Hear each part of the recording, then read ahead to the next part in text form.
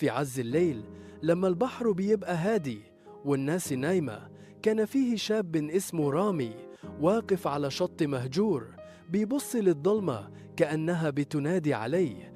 رامي ما كانش شاب فاشل، بالعكس كان ذكي، عنده شهادة وكان بيحلم، بس الحلم كان بيصغر كل يوم. صاحبه عاطف قال له: السفر هو الحل، نركب ونمشي، ما فيش حاجة مستنية هنا غير القهر.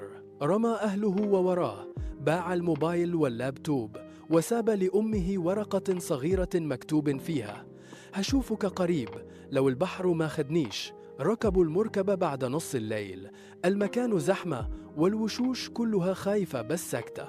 المركبة طلعت من غير صوت والكل ماسك نفسه، لكن في وسط البحر حصل شيء غريب.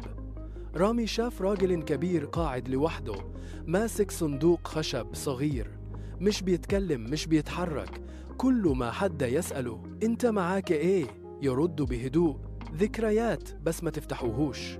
وفي عز الموج المركب مالت والصريخ بدأ، ناس غرت وناس اتثابت وناس لحد دلوقتي مش معروف هما راحوا فين. رامي نجا وصاحبه لا، بس الصندوق لسه مقفول. بعد أيام وهو في مخيم اللاجئين في جزيرة بعيدة، شاف نفس الراجل بنفس الصندوق. رامي قرب وسأله: انت جيت ازاي؟